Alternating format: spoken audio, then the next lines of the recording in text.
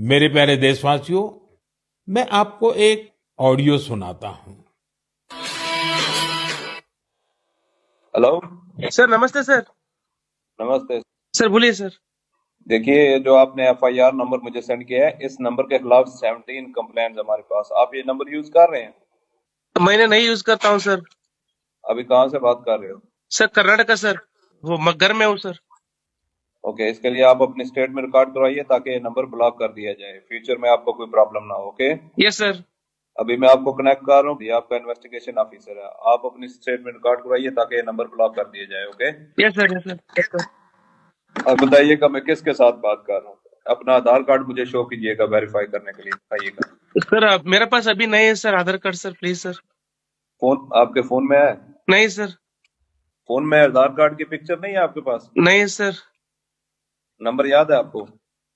Sir नहीं है sir, number भी याद नहीं है सर। हमने सिर्फ वेरीफाई करना है। ओके, वेरीफाई करने के लिए नहीं सर। आप डरिए ना, डरिए ना। अगर आपने कुछ नहीं किया तो आप डरिए ना। हाँ सर, हाँ सर। अगर आपके पास आधार कार्ड है तो मुझे दिखा दीजिए वेरीफाई करने के नहीं लिए। सर, नहीं सर, मैं गांव को आया था सर, घर में है सर। Okay, coming. जय हिंद। इस व्यक्ति के वन साइड वीडियो का रिकॉर्ड करो as per the protocol. Okay, ये ऑडियो सिर्फ जानकारी के लिए नहीं, ये कोई मनोरंजन वाला ऑडियो नहीं है। एक गहरी चिंता को लेकर के ऑडियो आया है। आपने अभी जो बातचीत सुनी, वो डिजिटल अरेस्ट के फरेब की है। ये बातचीत एक पीड़ित और फ्रॉड करने वाले के बीच हुई है।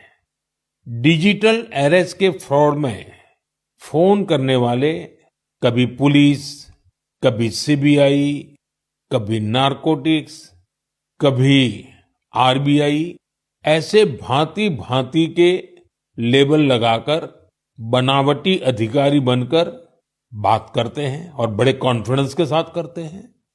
मुझे मन की बात के बहुत से श्रोताओं ने कहा कि इसकी चर्चा जरूर करनी चाहिए। आइए मैं आपको बताता हूं ये फ्रॉड करने वाली गैंग काम कैसे करती है, ये खतरनाक खेल क्या है। आपको भी समझना बहुत जरूरी है, औरों को भी समझाना उतना ही आवश्यक है। पहला दाव, आपकी व्यक्तिगत जानकारी, वो सब जुटा करके रखते हैं।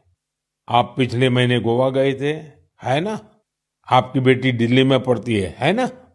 वे आपके बारे में इतनी जानकारी जुटा कर रखते हैं कि आप दंग रह जाएंगे। दूसरा दाव, भय का माहौल पैदा करो। वर्दी, सरकारी दफ्तर का सेटअप, कानूनी धाराएं, वो आपको इतना डरा देंगे, फोन पर बातों बातों में आप सोच भी नहीं पाएंगे। और फिर उनका तीसरा दाव शुरू होता है। तीसरा दाव, समय का दबाव। अभी फैसला करना होगा, वरना आपको गिरफ्तार करना पड़ेगा। ये लोग पीड़ित पर इतना मनोवैज्ञानिक दबाव बना देते हैं कि वो सहम जाता है। डिजिटल अरेस्ट के शिकार होने वालों में हर वर्ग, हर उम्र के लोग हैं। लोगों ने डर की वजह से अपनी मेहनत से कमाए हुए लाखों रुपए गंवा दिए हैं। कभी भी आपको इस तरह का कोई कॉल आए तो आपको डरना नहीं है। आपको पता होना चाहिए, कोई भी जांच एजेंसी फोन कॉल या वीडियो कॉल पर इस तरह पूछताछ कभी भी नहीं करती। मैं आपको डिजिटल सुरक्षा के 3 चरण बताता हूं। ये 3 चरण है: रुको, सोचो, एक्शन लो। कॉल आते ही रुको, घबराए नहीं, शांत रहे, जल्दबाजी में कोई कदम न उठाएं, किसी को अपनी व्यक्तिगत जानकारी न दें। संभव हो तो स्क्रीनशॉट लें और रिकॉर्डिंग जरूर करें। इसके बाद आता है दूसरा चरण। पहला चरण था रुको, दूसरा चरण है सोचो। कोई भी सरकारी एजेंसी फोन पर ऐसे धमकी नहीं देती। न ही वीडियो कॉल पर पूछताछ करती है, न ही ऐसे पैसा की मांग करती है।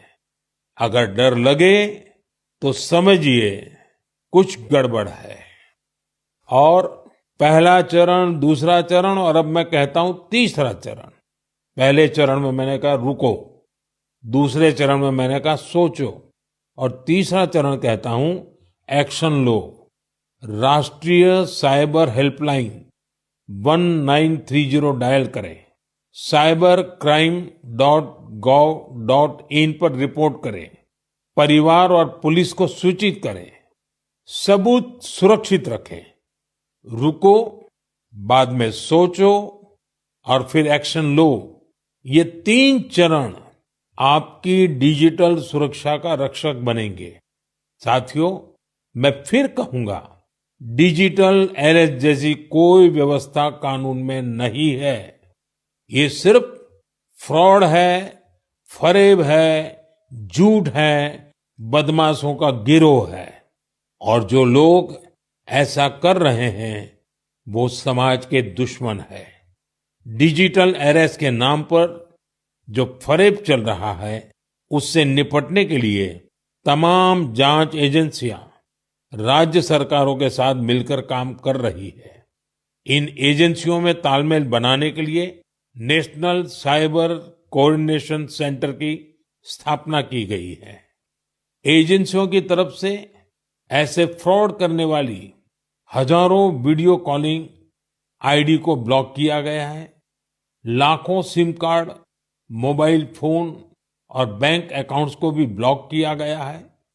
एजेंसियां अपना काम कर रही है, लेकिन डिजिटल अरेस्ट के नाम पर हो रहे स्कैम से बचने के लिए बहुत जरूरी है हर किसी की जागरूकता, हर नागरिक की जागरूकता। जो लोग भी इस तरह के साइबर फ्रॉड का शिकार होते हैं, उन्हें ज्यादा से ज्यादा लोगों को इसके बारे में बताना चाहिए। आप जागरूकता के लिए #सेफ डिजिटल इंडिया का प्रयोग कर सकते हैं। मैं स्कूलों और कॉलेजों को भी कहूंगा कि साइबर स्कैम के खिलाफ मुहिम में छात्रों को भी जोड़े। समाज में सबके प्रयासों से ही हम इस चुनौती का मुकाबला कर सकते हैं।